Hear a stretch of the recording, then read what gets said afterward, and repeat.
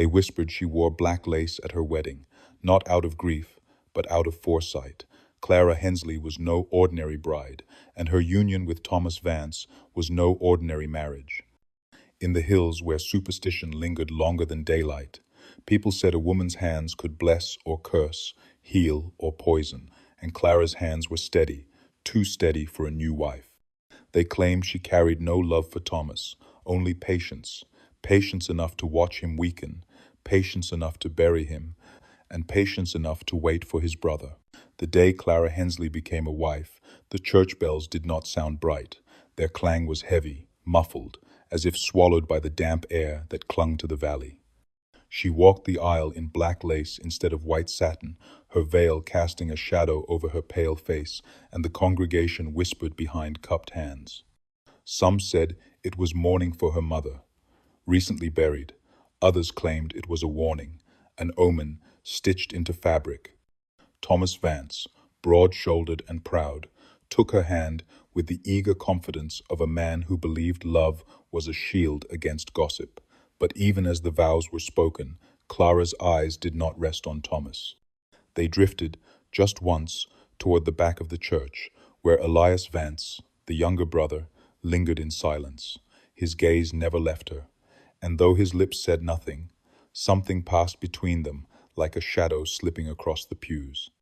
When the final hymn was sung, Clara did not smile, as brides are meant to.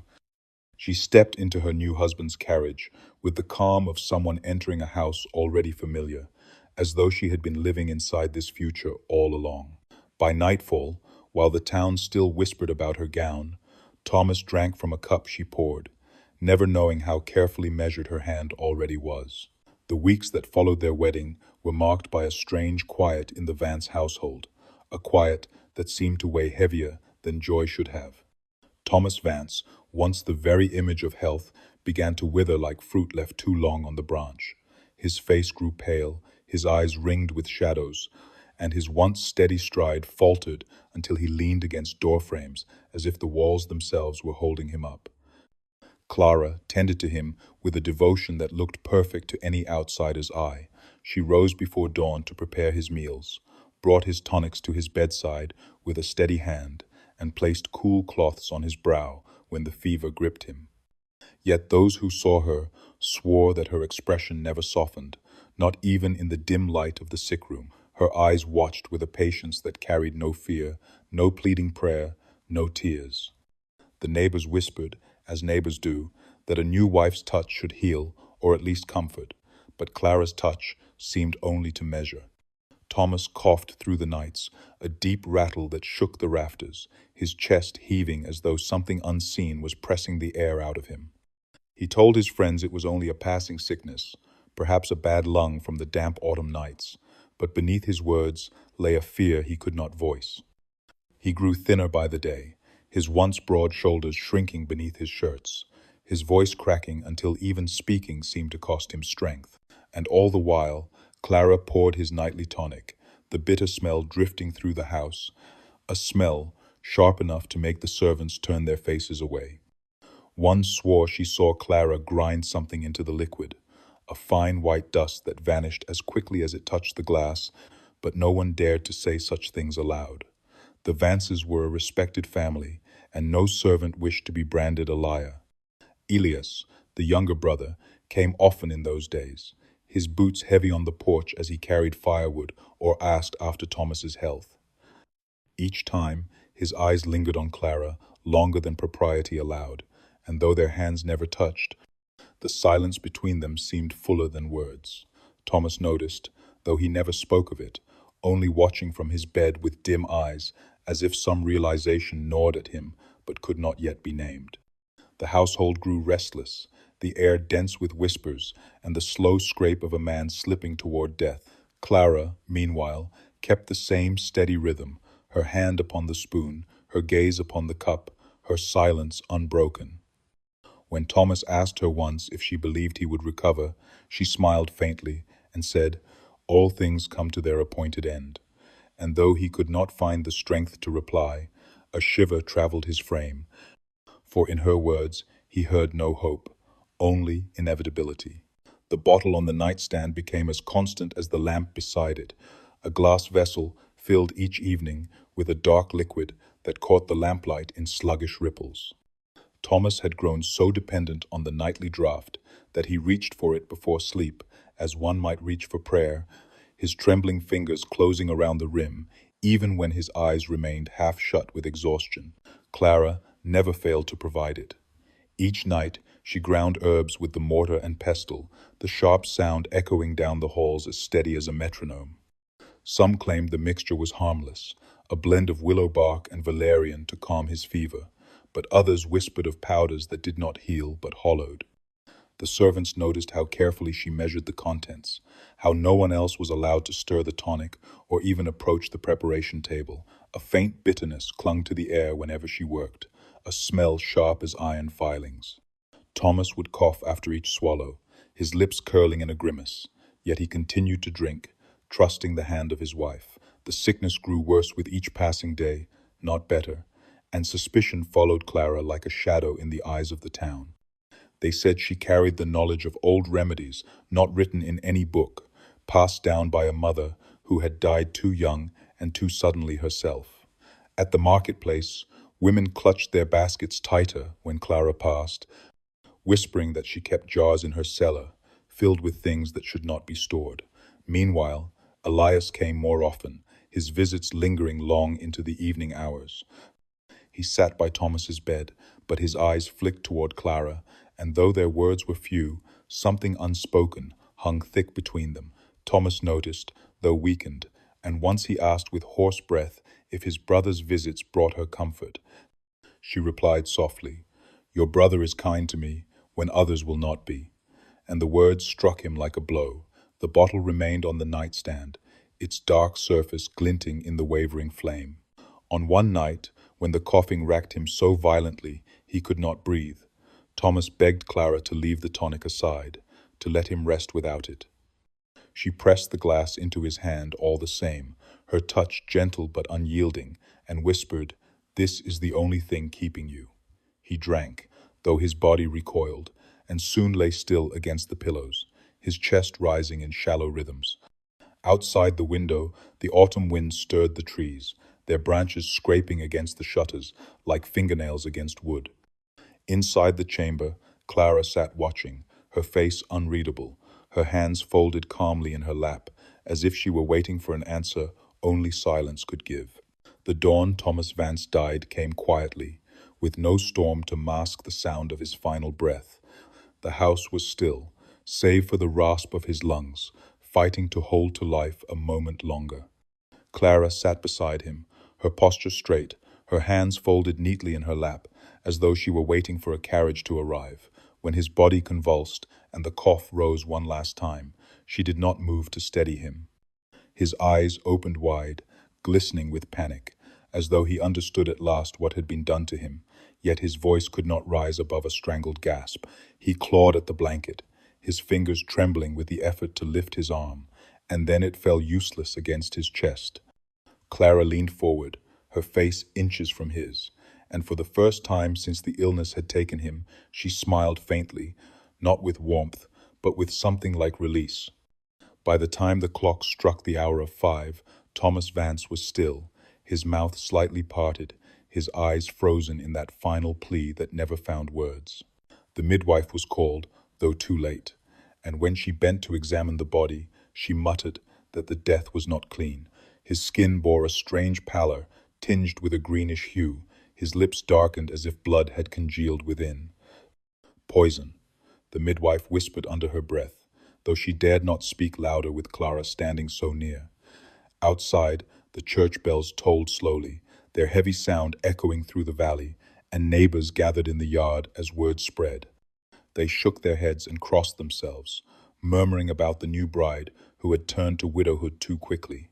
Elias arrived before the body had cooled, his boots striking the porch with sharp urgency.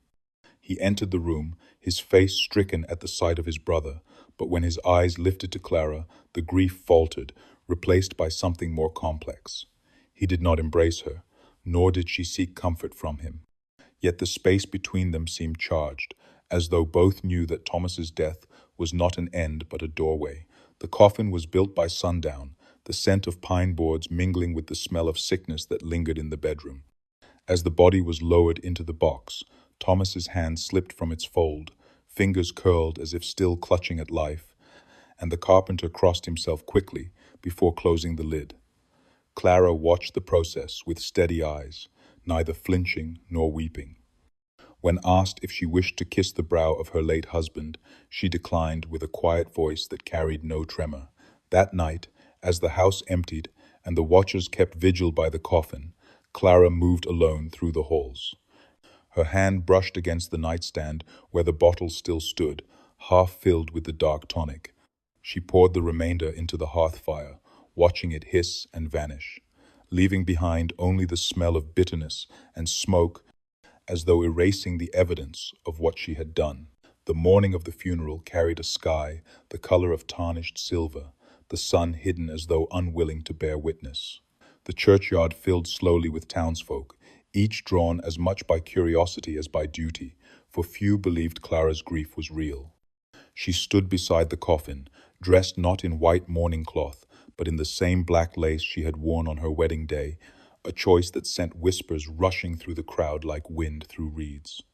Her veil hung low, veiling her face, but the firmness of her chin, the stillness of her posture, betrayed no tremor of sorrow. The pastor spoke of Thomas Vance as a good man taken too soon, his words trembling against the heavy air, but his eyes flickered more than once toward Clara, as if her silence unsettled him. When the coffin was lowered into the ground, the ropes creaking beneath its weight, Clara did not reach for a handkerchief nor dab her eyes. She stood as if carved from the same stone that lined the graves around her, watching with an almost clinical attention as soil struck the lid in dull thuds. Some said they saw her lips move, not in prayer, but in some whisper too faint to catch, and one old woman swore she heard the name of Elias carried on that breath. Elias himself stood only a few paces away, his face drawn in practiced sorrow, though his gaze could not stay fixed on the grave. More than once it drifted toward Clara, and once their eyes met through the veil, the moment lingering so long that neighbors turned their heads away, as if witnessing a transgression. The sound of the final shovel of earth closing the grave fell like a verdict, and still Clara shed no tear. When the mourners began to leave, one woman pressed her arm gently, offering condolences, but Clara's skin was cold beneath her glove, her nod curt, her voice absent. She walked from the graveyard with steps as measured as those she had taken down the wedding aisle, her figure receding into the mist, like someone who belonged more to shadow than to daylight. That night, when the house was emptied of mourners and candles guttered low, Clara sat alone by the window. The moon shone faintly through bare branches, casting long, skeletal lines across the floor. In her lap rested the black veil, her fingers tracing its edges with quiet precision, as though rehearsing some new role she had yet to step into. Outside, the soil of the grave had not yet settled, and a neighbor swore from his window he saw the earth shift, as though something beneath had not yet surrendered to rest. He told no one, for the sight of Clara's unmoving silhouette at the window was enough to silence even the boldest tongue. In the valley of whispers, her name became a warning, and they said the widow who never wept had not buried her love, but something far darker. It began with a faint change in her walk, barely noticeable at first, but enough for the town dressmaker to mention that Clara had started requesting looser bodices and darker fabric, as if already preparing to hide what would soon become known. Whispers followed her through the market, through the pews, through the very streets she walked with her head held high. It was too soon, they said, too soon for a widow to swell with life, too soon for the skin beneath her fingertips to curve like something growing. Less than 2 months had passed since Thomas Vance had been lowered into the earth, and already his name seemed to echo hollow on her lips, replaced by the silence of expectation. Clara said nothing of it. When asked directly by the pastor's wife if she was with child, she only smiled faintly and replied, "What grows cannot be undone." That was all. No further explanation, no father named, no date offered, just that single, cryptic phrase that left even the boldest tongue stilled. It was Elias who began appearing more often now, sometimes seen exiting Clara's home after sunset, his collar loose, his eyes cast downward. He made no public declarations, no confessions, but he lingered near Clara like a second shadow, and the way she looked at him steadily, without guilt, suggested that whatever lived between them had been there long before Thomas fell ill. The town physician was called not long after, under the guise of routine, but he emerged from the house, pale and silent, refusing to say what he had heard or seen. Yet that night he did not sleep. In his ledger, hidden beneath the medical notes, he wrote a single sentence in ink that bled through the page. The child is growing too fast. Clara's belly swelled unnaturally early, as if time had no interest in following its proper pace. Her skin glowed not with maternal warmth but with a strange sheen, almost fevered, and her appetite waned instead of bloomed.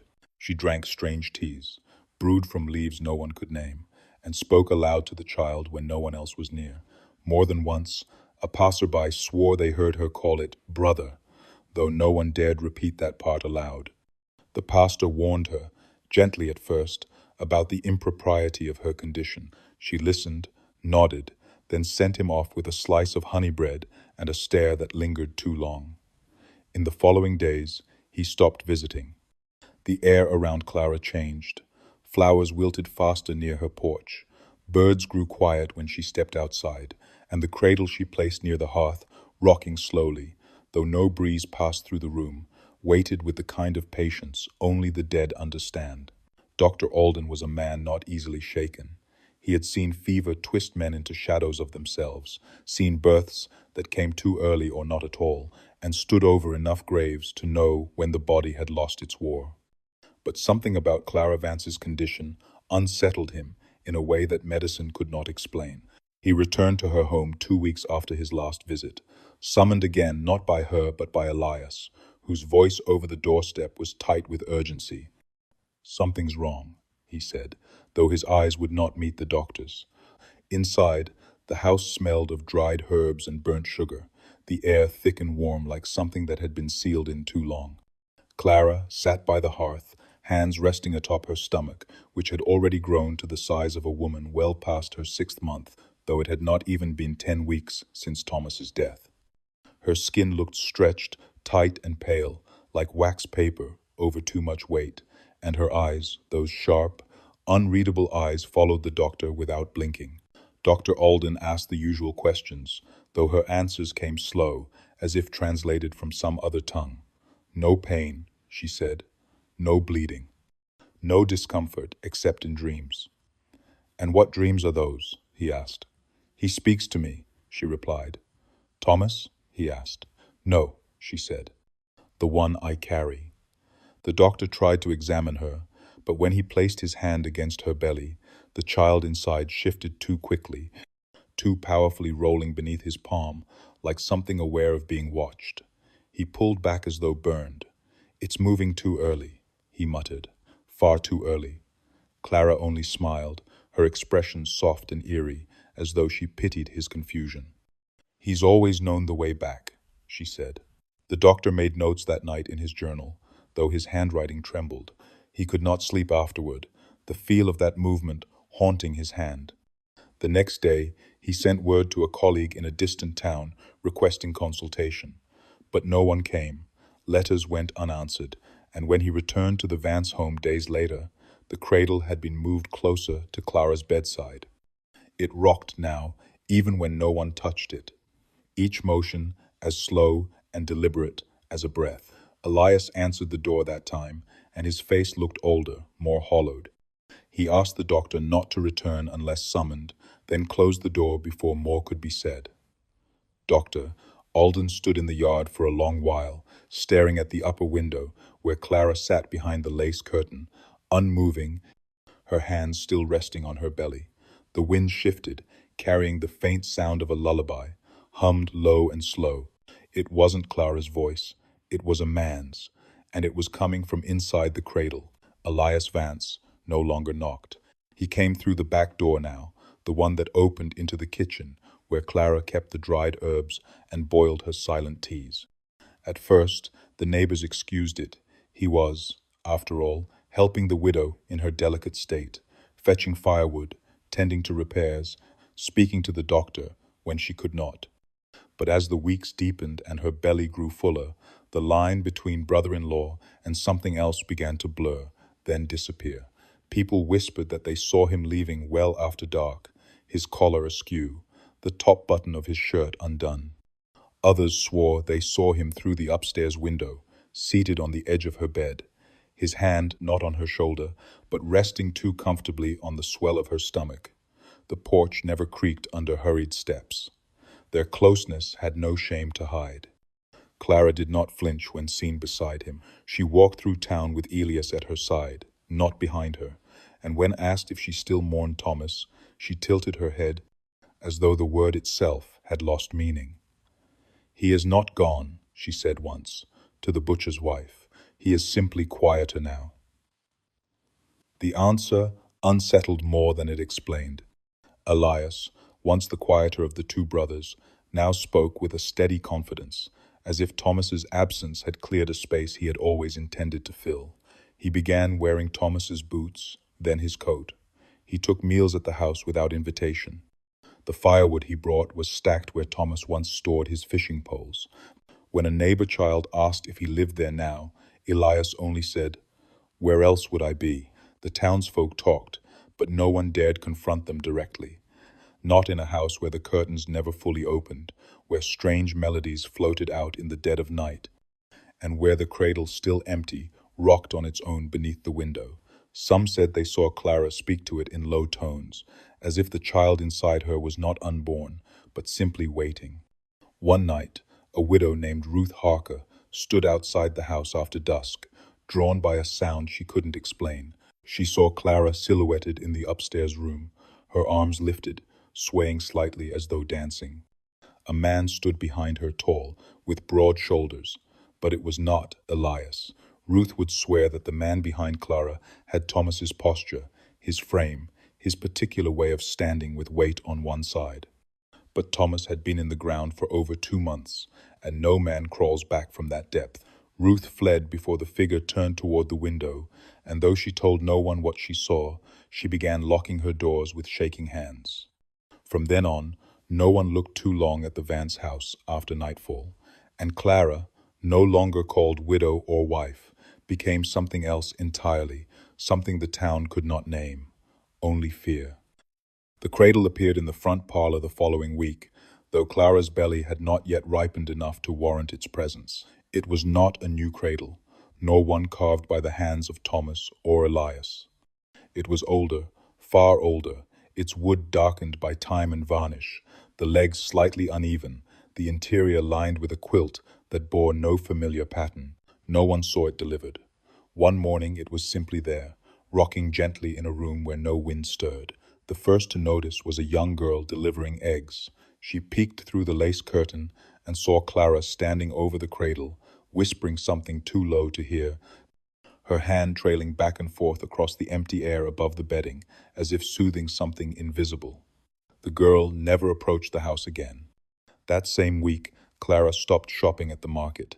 Elias brought everything now: baskets of dried beans, root vegetables, sacks of flour. He carried them through the kitchen door like a husband preparing for winter, though no vows had ever been spoken since Thomas's death. Elias had taken up wearing Thomas's wedding ring, and though it pinched his finger, he never removed it. At night, neighbors reported strange sounds from the house. The low creak of floorboards when no one moved, the soft rhythm of lullabies, hummed in a voice too deep to be Clara's. One man claimed to hear crying, not the sharp wail of a newborn, but the strained, breathless sob of a grown man mourning behind a closed door. The cradle remained untouched by dust. Each morning, its position in the room seemed slightly changed, closer to the window, then back near the hearth, as if it wandered during the night. And still, no child had yet been born. Dr. Alden refused to return. He claimed an illness of his own, though his complexion was healthy and his hands steady. When asked, he only muttered that he had no business where the dead were invited to sit beside the living. One evening, Elias was seen standing in the yard beside the parlor window, his face tilted toward the cradle, as if listening. When approached by a passing neighbor, he startled, eyes wide, and said only, "He's not ready yet." The man laughed nervously, thinking Elias spoke of the unborn child, but the way he looked at the cradle, like it held more than cloth and carved wood, left a chill. Inside, Clara sewed quietly. She stitched names into the quilt with thread so dark it looked red in certain light. The name she sewed was not Thomas, nor was it Elias. The letters she formed did not belong to any man still living. When asked by the pastor, who gathered the nerve to visit just once more, Clara said plainly, "He will come as he was meant to. Brother, husband, son, it is all the same in the end." The pastor never returned, and the cradle kept rocking, slow and steady, like breath before the first scream. Clara gave birth in silence. There were no screams, no cries for help, no women summoned with rags and boiling water. It happened during the witching hour, when the town slept uneasy and the wind dragged its fingers down the shutters like it too wanted to be let in. Only Elias was there, his shadow flickering behind drawn curtains, pacing between the front door and the bedroom, like a man waiting for a verdict he already feared. By morning, a single candle burned low in the window, and the cradle long prepared no longer sat empty. Word spread slow, like sickness. No doctor was called.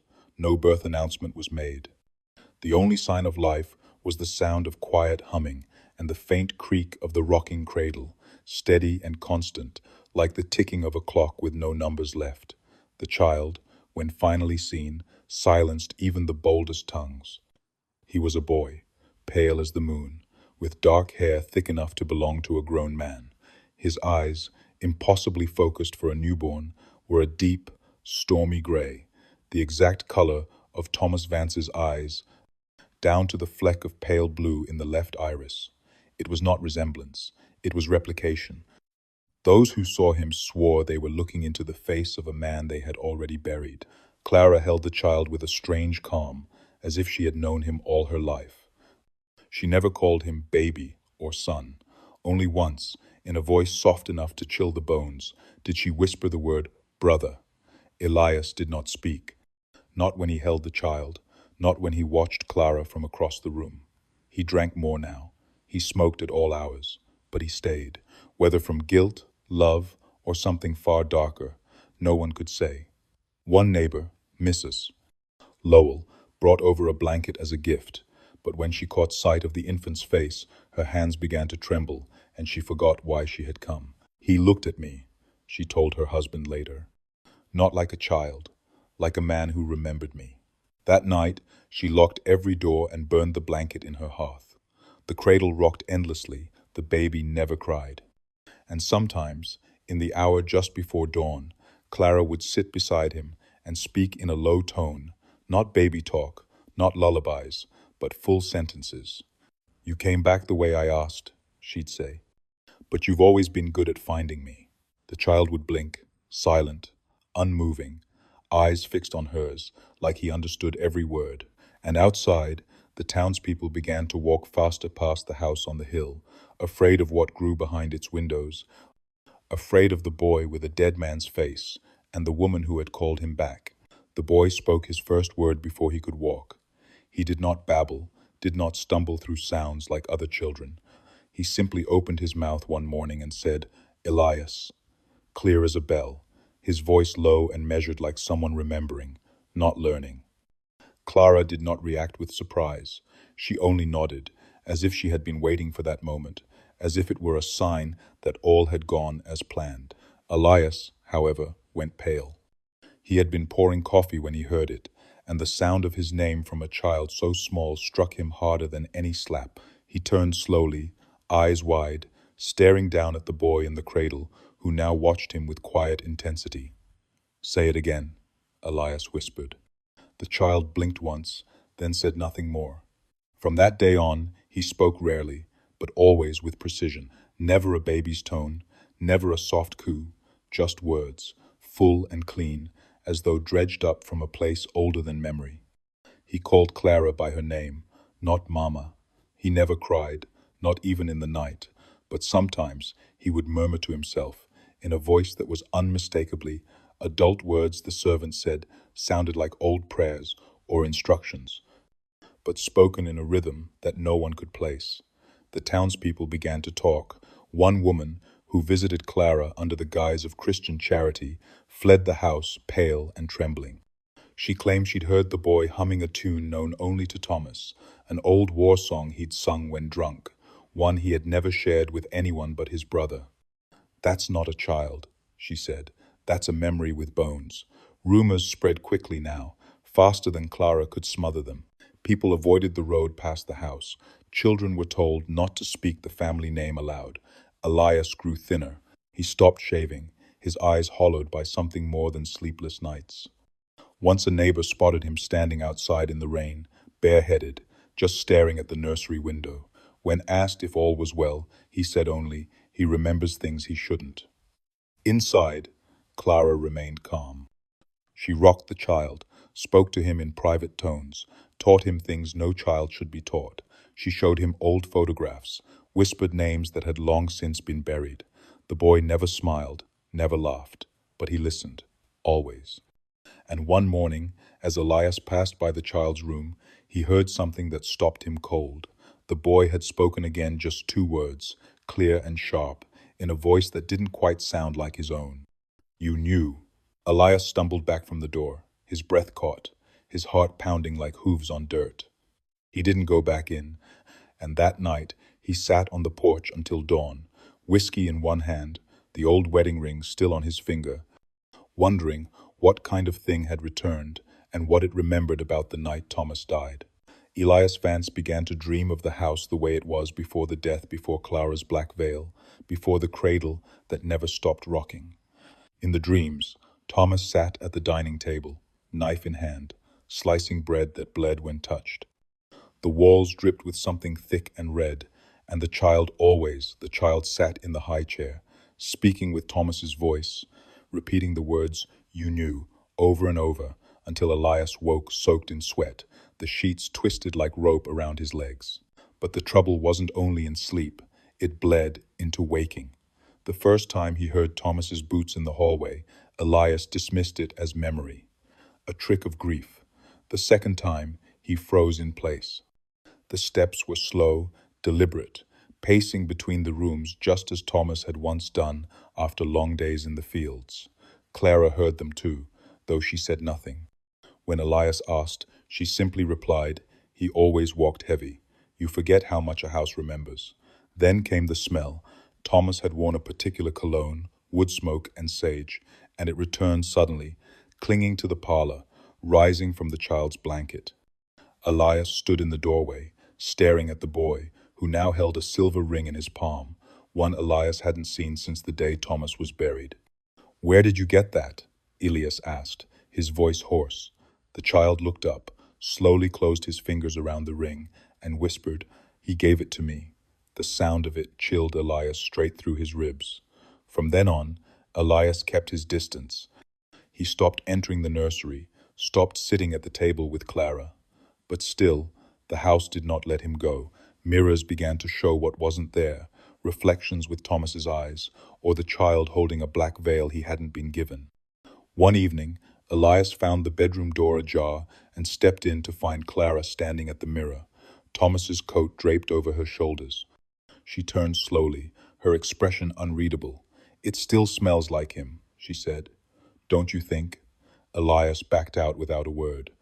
That night, as the storm rolled in and the house groaned under the weight of wind, Elias sat in Thomas's old chair and tried to pray. But every time he closed his eyes, he saw that silver ring. He heard the child's voice. He smelled the dead walking. And when the cradle began to creak of its own accord in the dark, though no one was near, Elias rose and did something he hadn't done since Thomas was laid in the ground. He walked to the cellar, fetched a shovel, and began to dig. The earth around Thomas Vance's grave had never settled right. Even weeks after the burial, the ground remained loose, as if the coffin beneath refused to rest. Elias stood over it with the shovel in his hands, the night pressing close like a second skin. The wind had died, but the trees still shivered, and the moon cast long shadows that bent the tombstones into crooked teeth. He did not tell Clara where he was going. He only waited until the house fell silent, until the child's eyes closed and the cradle stopped rocking. Then he went to the churchyard, the lantern swinging from his grip like a heartbeat. He had no real plan, only questions that gnawed at his spine and a name that echoed louder in his sleep than in the daylight. The first strike of the shovel made a dull, wet sound. The ground parted easier than it should have, too easy, as if something beneath had been waiting to breathe. He dug faster, breath ragged, sweat cutting through the chill. The smell came first, earth and rot. Yes, but something else, something sharp, like rusted iron. Then came the sound, a soft creak, like wood shifting under pressure. Elias froze, hand on the handle, listening. The grave was halfway open when he saw the edge of the coffin, its lid warped, soil packed tight around the corners. He reached down with shaking fingers and pried it loose. The wood groaned. It gave. Inside, there was no peace. Thomas's body had turned, twisted unnaturally, his face pressed against the corner of the box, as though he had tried to rise. His eyes, though dimmed and sunken, were open. The mouth, too, stretched wide in what could only be described as a scream frozen in flesh. One hand was clawed toward the lid. The fingernails bloodied. Scratches lined the inside of the coffin like tally marks. Elias stumbled back, bile rising in his throat. He fell to his knees, staring at the horror he had never believed possible. He woke, Elias whispered. God help me, he woke. Behind him, the wind picked up. Or was it breath? A voice? He turned, but the yard was empty, save for the lantern flickering weakly against the stones. He covered the grave as best he could, hands trembling, the dirt now refusing to lie smooth. When he returned home, dawn was breaking. Clara was awake, seated in the rocking chair, the child cradled in her arms. She looked up at him and said nothing, but the boy turned his head. His eyes met Elias's, and for a moment they flickered with something old, something furious.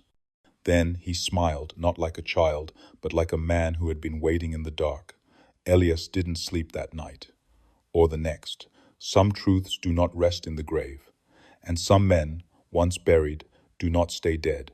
The town changed after that, not all at once, but like milk curdling in slow motion, something sour creeping beneath the surface, sensed before it was seen. Children began to cry at the sound of Clara's name. Dogs would not cross the street in front of the Vance house, howling instead at nothing, their eyes fixed on corners where no movement stirred. One morning, a stable boy named Jacob passed too close to the front steps and dropped the milk pail he was carrying. When asked why, he swore he saw two figures in the upstairs window, Clara holding the child, and behind her, a man in a dark coat, standing too still to be alive. The pastor, who had once called on Clara weekly, now crossed himself when her house came into view. He refused to speak of her except to mutter that not all spirits rest easy, and some women call back more than memory when they grieve. But Clara did not grieve. She moved through the town like a woman untouched by loss. Her eyes were clear, her posture tall. She answered no questions, entertained no guests, and carried her child like a queen bears a crown. The boy, now nearing his first year, still did not cry. He did not laugh either, but he watched. His gaze followed people through rooms, through windows, through dreams. Mrs. Lowell, who once peered into the house from across the lane, claimed she saw the child sitting perfectly upright in the parlor, his eyes locked on hers, unmoving for nearly an hour. It was like being studied, she said, not by a baby, by something older, something that knew me before I was born. That week, she packed her things and moved to her daughter's home in the next town. She left without saying goodbye. Elias began to unravel in quiet ways. His beard grew untamed, his hands shook when pouring tea, and his boots no longer matched one Thomas's, one his own. At night, he paced the hallway, pausing outside the nursery door, sometimes resting his hand against the wood like he could feel something pulsing beneath. The rocking cradle creaked even when the child was not in it, and more than once, the mirror above the fireplace showed two children, where only one Saturday Clara noticed none of this, or pretended not to. She tended her garden with the same grace as before, humming lullabies known only to Thomas, feeding the boy with silver spoons engraved with his initials. When Elias asked her, trembling, if she ever saw Thomas in dreams, she replied, "Only when I'm awake." That night, thunder rolled over the valley, but no rain came. And as lightning lit up the window pane, Elias looked up from his chair and saw the boy standing in the hallway alone, barefoot and smiling. In his hand, he held Thomas's wedding ring, and on his lips, a word that made Elias's blood go still. Soon, they began gathering outside the Vance house just after sunset, first 2, then 5, then nearly a dozen souls who no longer called it suspicion, but conviction. The town had tolerated whispers, strange behavior, and even the blurred line between brother and widow. But this child, this boy who watched too closely and spoke too clearly, had crossed into something none of them could explain, and what could not be explained in a town like theirs must be corrected. They did not bring torches, but their faces carried the heat of decision. They spoke in low tones words like unnatural, unholy, and wrong, echoing off the picket fences and muddy boots. No one led them. They simply moved together, like a herd that had finally sensed the wolf in its midst. Inside, Clara sat by the hearth, the child asleep in her arms. She knew they were coming. She had known for days, maybe longer. The air had changed. The wind had stopped knocking. Even the cradle had gone still. Elias stood at the window, watching the figures approach, his face pale, hands clenching and unclenching, like a man standing on the edge of a cliff, unsure whether to jump or be pushed. "They've come for him," he said. Clara didn't look up. "They think they can take back what's already been returned." The boy stirred. His eyes fluttered open, not the hazy eyes of sleep, but the sharp stare of a man who had never once forgotten. He looked toward the window before Elias even moved. "Let them speak," Clara said. "Let them look him in the face." By the time the townsfolk reached the porch, the lanterns inside had been lit. Clara opened the door before they could knock. She stood there, framed in amber light, the boy in her arms, Elias behind her, like a shadow wearing borrowed skin. No one spoke at first. The air was too thick with fear. Finally, the pastor stepped forward, hands trembling despite the Bible he clutched to his chest. "That child is not yours," he said, "and he is not what he seems." Clara tilted her head. "He is exactly what he seems. You simply don't want to see it." Murmurs spread through the group. Someone called for the sheriff. Another whispered about taking the child by force. Then the boy spoke. Just one sentence, just loud enough for them all to hear.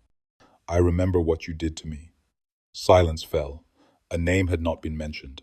No accusation had been made. Yet one man stepped back, his face white. Another woman wept and turned away, and the pastor, his mouth opened and closed like a man drowning in a shallow pond. The door creaked shut. The crowd dispersed, slower than they had come. No one spoke of what the boy meant. No one wanted to admit that he had been right, and in the quiet that followed, Clara placed the child back in the cradle, kissed his brow, and whispered, "You've already begun." The boy stopped blinking when he listened. He would stare, unbroken, unbreathing, until the person speaking faltered and forgot what they meant to say. Elias learned this one morning over breakfast when he tried to recite a passage from Scripture, hoping to reclaim some sense of order. The child fixed his eyes on him, gray and sharp as ice, and Elias's tongue went numb. The words died in his mouth. Clara said nothing. She poured tea with the same calm she always carried, as though the boy's gaze were no different than wind rustling the curtains. But Elias felt it. Felt something in him go slack every time the child entered the room. It wasn't fear exactly. It was something older, reverence, maybe, or guilt. That afternoon, the mirror in the parlor cracked without a touch. A long, deliberate fracture down the center, splitting Elias's reflection in two. The boy had not moved, he'd only looked into it. Clara swept the shards without flinching, humming under her breath, the way Thomas used to when sharpening his knives. Later, a robin struck the window glass. Not once, but 3 times. Each time harder. its body broken, wings bent wrong, but its eye still open. Clara buried it beneath the rosebush. The child watched her do it, hands folded neatly in his lap, as though he were officiating a ceremony. The next night, the cradle began to rock on its own again, but faster this time, as if something inside it wanted out. Elias stood in the hallway, watching it through the cracked door. No one touched it. No wind blew. Just that rhythm, steady and sharp, like the ticking of a clock winding itself too tight. At dawn, he found his boots soaked in water, not from rain, not from flood, but from the river that had taken Thomas's hat that summer before the wedding. The scent of river water, silt and moss, and old stone clung to the floorboards. And when he looked into the nursery, the child was already awake, his hands folded across his chest, the way Thomas had lain in the coffin. "You're not supposed to be here," Elias said, his voice barely above a whisper. The boy blinked once. "Neither are you." Elias left the room and vomited in the garden. He did not eat for 2 days. Clara brought him broth. He refused it. She did not insist. Instead, she sat beside the cradle, combing the child's dark hair with a silver brush, whispering old stories in the voice she once used for Thomas. The townspeople spoke less now, but doors were bolted sooner, and crosses hung not just on walls, but above cradles, over mirrors, beneath pillows.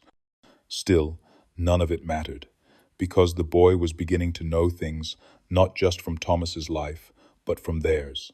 Private sins, spoken regrets, secrets no one had dared write down, and once known, a secret cannot be unlearned, not by the living, and never by what waits just beneath a borrowed face. Clara had never feared mirrors, not as a child, not as a wife, not even after the first whispers of Thomas's return began curling like smoke through the corners of her home. But now the glass had begun to shift. It no longer reflected the room exactly as it was. Lamps flickered in the mirror before they flickered in life. Shadows lingered longer than they should, and sometimes, when she walked past with the child in her arms, their reflections did not follow. On a gray morning, the kind that never quite becomes day, Clara stood before the tall mirror in the upstairs hallway. The child lay silent against her shoulder, his breath warm on her neck. She met her own gaze, calm and composed, then shifted her eyes slightly to see the boy, but there was no child in the reflection, only her, alone, still holding her arms as if something were there but empty. She blinked, thinking it a trick of light, but when she turned her head to look upon the boy in real time, he was there, heavy, warm, watching her with a quiet so complete it swallowed sound. She looked back to the mirror. Still no child, only a faint outline, like a burn mark on the glass. That night, Clara did not sleep. She sat by the fire, the child in her lap. The mirror moved now into the parlor across from her chair. The cradle was untouched. The brush lay still. Elias had not come downstairs. She waited.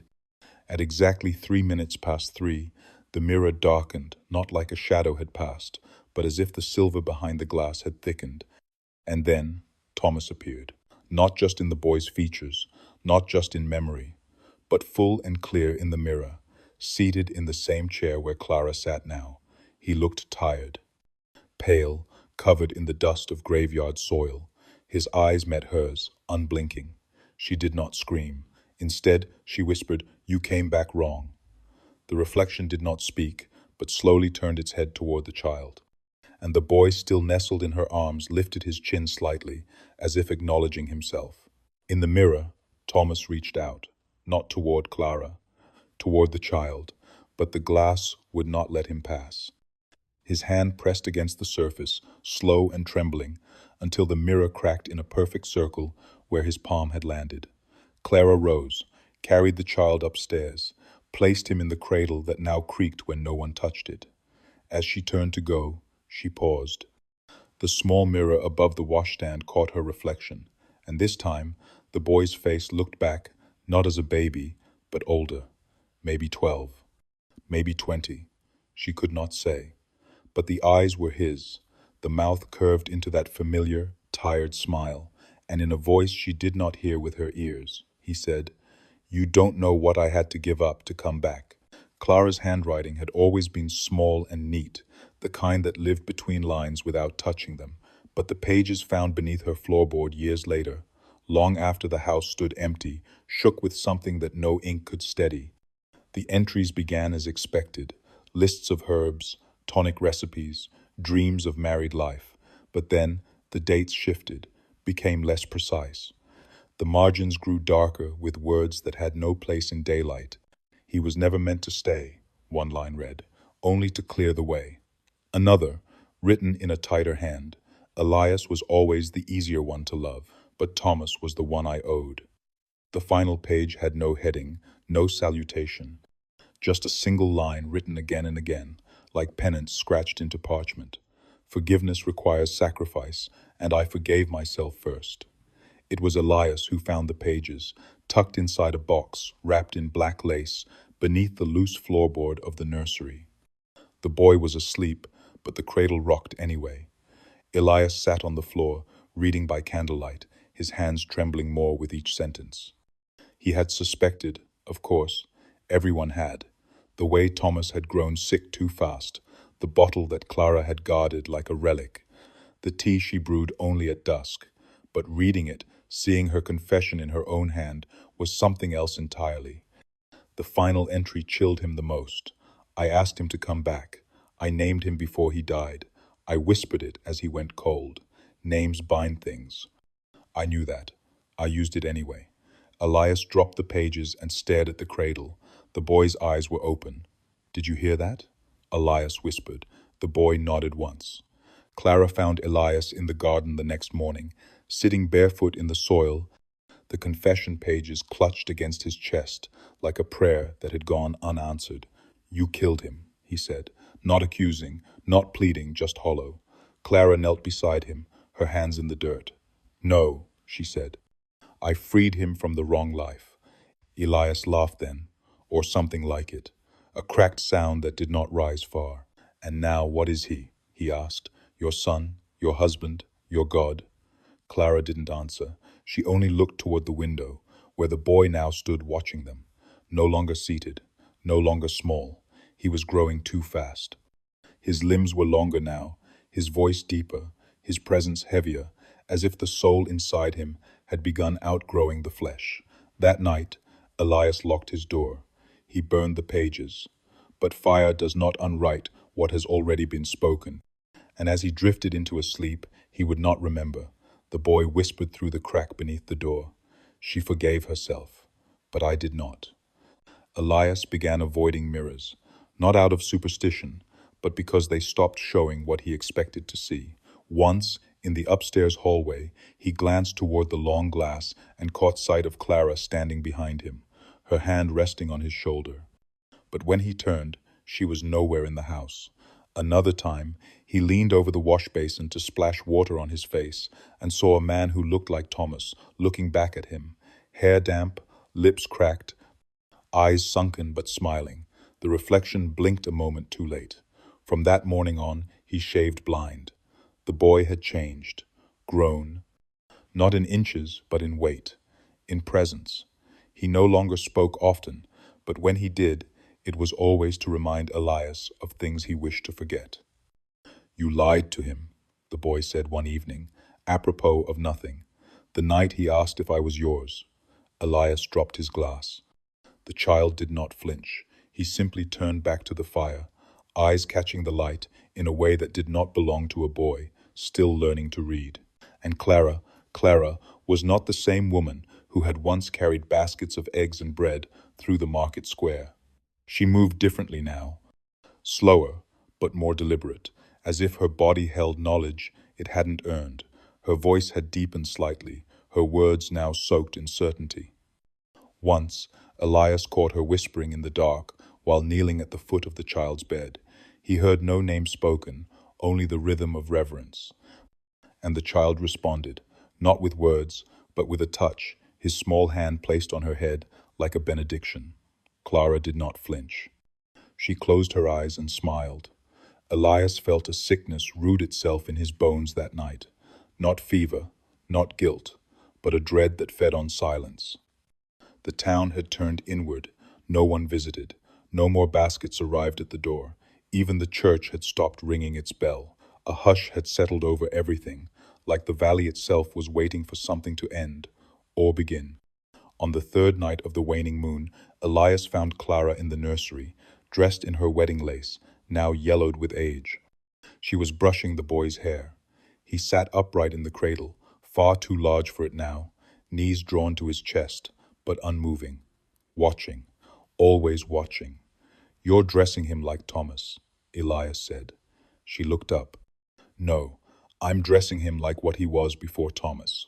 The words hollowed him. "What do you mean?" he asked. But Clara only kissed the child's brow and whispered, "He's almost finished." Elias stumbled from the room, breath short, mind splintering under the weight of things that could not be named. Behind him, the cradle creaked once, then stopped. Not from stillness, but from something finally standing. The cradle never moved again after that night. It sat in the corner like an empty casket, its rockers still, its purpose fulfilled. The boy no longer fit inside it, and yet no one dared move it. Clara began leaving food at the base of the stairs, small dishes of broth, bread crusts, sometimes fruit, though it always spoiled faster than it should. Elias asked who the meals were for, but she only said, "He gets hungry in ways you don't understand." The boy had stopped sleeping. At least, no one saw him sleep. He sat for hours in the hallway, staring at the front door like he was waiting for someone or something to knock. He had grown taller again, limbs stretching in unnatural silence, joints too fluid, movements too precise. His voice had deepened into something cold, almost reverent, and when he spoke, it was never to ask, only to declare. "There is more to come," he said once to Elias as he passed him on the stairs, "and less of you to resist it." Elias locked his bedroom door that night, not because he believed it would matter, but because ritual gave the illusion of control. That same night, the cellar door creaked open by itself, though no one was near it. The fire went out, though the coals were still fresh. In the dark, Elias heard the sound of Thomas's boots walking the halls, the heavy tread he once teased his brother about. Only now, each step ended in a pause, like someone waiting outside his door. Clara began to hum lullabies that had no melody, no history, songs made of breath and silence, half sung in a language that sounded older than dust. Elias tried to confront her once, his voice cracking. "What is he?" Clara didn't flinch. She was plaiting the boy's hair, braiding it in a pattern Elias had never seen. She said, "He is what waits in the corners of men's regrets. He is the answer to every question no one dares write down." That night, Elias sat alone with a shovel across his knees. He no longer knew what he meant to do with it. Dig again? Strike? Protect? The air felt too heavy to breathe. He whispered apologies to the walls, to Thomas, to a God that had stopped answering weeks ago. The boy walked past him once, barefoot, his eyes glowing faintly in the firelight. "You remember now," he said, "what you helped her do." Elias wept into his hands. He had thought he was the bystander, the one who simply watched as Clara's hands poured the tonic, stirred the powder, whispered over the grave. But he had stood by. He had stayed quiet. He had wanted Thomas gone too, just not like this. Not like this. Outside, the trees bent in the wind, but the wind did not touch the house. And somewhere above, the boy began to hum, soft and low, the same way Thomas used to before he struck the final nail into the coffin. It was just past 8 when the knock came, 3 slow, deliberate taps against the wood of the front door, too steady to be wind, too patient to be chance. The boy was already standing in the hallway before the sound echoed a second time. Elias had heard it from the kitchen, a sickening familiarity in the rhythm that made his stomach twist. He dropped the cup in his hand, let it shatter, and didn't bother to clean it. Clara came down the stairs slowly, barefoot in her nightgown, her face expressionless, her eyes fixed on the boy who now reached for the handle. "You don't have to," Elias said, though his voice barely carried. "It's already here," the boy replied, not looking back. The door creaked open on the third knock, though no one had turned the latch. Cold air spilled into the house, not like winter, but like cellar cold, like the deep dark of something buried too long. On the threshold stood a man, or the shape of one. His clothes were tattered, stained with soil and water, his face pale and slightly bloated like a body pulled from the earth. But the eyes were Thomas's, not just similar, not just familiar. They were his, exactly storm-colored, with the blue fleck in the left, the scar above the brow from the accident with the scythe. Elias's knees gave out. He gripped the wall to stay upright. "It's not possible," he whispered. Clara stepped forward. "You said you would come if I called," she said softly. "And you did." The figure stepped inside. The floorboards groaned beneath him, as if protesting his weight. He did not speak, but his eyes passed over each corner of the room like he was remembering it, like he had built it himself. Then his gaze fell on Elias. A long, cold stare, not angry, not cruel, just certain. And then the boy stepped forward toward the man, toward Thomas. They stood face to face, mirror and reflection, age and ageless. Clara looked between them, hands clasped as if in prayer. The boy tilted his head. "You look tired," he said. The man's lips cracked open, but no words came. Only the sound of something ancient. Not breath, not voice. A sound like the cracking of roots. Clara reached out and placed her hand on each of their shoulders. "You were both promised something," she said. "And I kept my word." The candles flickered out. In the dark, Elias crawled backward, blind with panic. He could no longer tell which one was the child, which was the man, or if they had always been the same. Upstairs, the cradle began to rock. No one had touched it. No one had gone near. But it rocked harder now, as if something inside it still waited to be born. Elias did not come down the next morning. His boots remained by the door, laces untied, as though he had meant to leave but never finished the act. Clara did not call for him. She moved through the house with the ease of someone who already knew where the silence had settled. The boy, if he was still a boy, stood at the window, watching the trees. His breath did not fog the glass. When the neighbors came to inquire, they were met with a closed curtain and no sound beyond it. The mail went untouched. The garden grew wild. Days passed, then a week. Someone finally sent the pastor's apprentice to check the property. The boy never reached the porch. He stopped halfway up the path, turned pale, and claimed he heard a man sobbing inside the walls. They did not send another. Inside, Clara sat at the kitchen table, stirring tea that had gone cold. The man who wore Thomas's face sat across from her, hands folded, eyes empty. He had not spoken since he crossed the threshold. He did not eat. He did not blink. And yet, he was always there, as if he had never left. Upstairs, Elias's room remained locked, the door swollen from humidity or grief. But some nights, Clara would stand outside it and listen.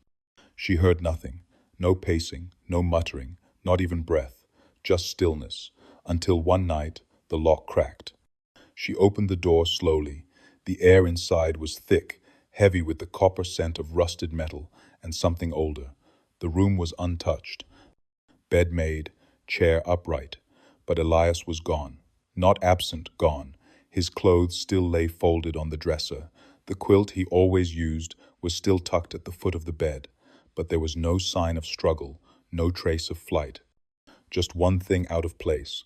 The shovel, leaned upright in the corner, clean, polished, waiting. Clara walked over to it, touched the handle. A sound rose behind her, a breath, not hers, low and close. When she turned, no one was there, but the child stood in the hallway. "He chose silence," the boy said. Clara nodded. "That's all some people know how to choose." That night, she lit every candle in the house. The cradle was gone now, vanished, as if it had never been carved. In its place sat a chair, rocking slowly. The boy climbed into it, no longer small, no longer waiting. He looked at her, and for the first time since his birth, he smiled, not the echo of Thomas, but something older, something vast. Clara looked back, unblinking. She did not ask who he was. She only asked one question. "Is it done?" The boy nodded. "Almost." Then he closed his eyes. and for the first time since Thomas drew his last breath, the house fell truly quiet. The morning came slow, as if reluctant to touch the house on the hill. Mist clung low to the fields, swallowing fences and blurring the path to the Vance porch. No birds called, no wind stirred. Inside, Clara sat at the edge of the bed where Thomas had died, her hands folded in her lap, her breath calm. The boy stood by the window, watching the fog curl and rise like smoke from a forgotten fire. He no longer looked like a child. His limbs had grown long and strange, his face stretched into something too knowing for youth. And yet, in the curve of his jaw, in the way his fingers tapped against the sill, Thomas still lived, or what had once been Thomas. Clara did not speak at first. She waited, the way she had waited through the sickness, through the grave, through the silence that followed. "Tell me," she said, finally, "what are you now?" The boy did not turn. His voice came low, layered, as though another spoke with him from just behind the veil. "I am what was promised, what you called for, what comes when grief digs too deep." Clara nodded, tears neither shed nor fought. "And him?" she asked. "Elias?" The boy blinked slowly. "He lingers, but only in pieces." Clara rose, stepped to the window, and laid a hand on the glass. Below, the trees bent not from breeze, but from something else, something moving without form. "Will they come?" she asked. "They already are," he answered. In town, the church bell rang once, then shattered. No one had touched it. The air cracked. Horses reared. Children cried without knowing why. Every mirror in the parish turned black at once. People spoke of hearing names whispered in their own voice, of memories they had buried, clawing up like roots breaking stone. And at the center of it all was the house on the hill, where a mother and the thing she birthed stood side by side and watched the world change shape. Clara took the boy's hand.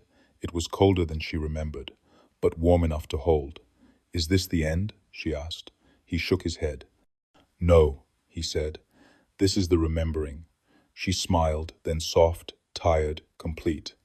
Behind them, the chair rocked, though no one sat in it. Beneath the floorboards, something sighed. The boy stepped forward. The fog opened for him. He did not look back. Clara followed. The house did not burn. It did not fall. It simply stopped being seen. And those who passed the hill in years to come could never quite say what had stood there, only that something once did, something that had been called back by love, and left behind by silence. If you made it to the end, you already know this story isn't done whispering. Comment the oldest town in your country. And if you want more stories that murmur long after the screen goes dark, like and subscribe to The Black Chapter.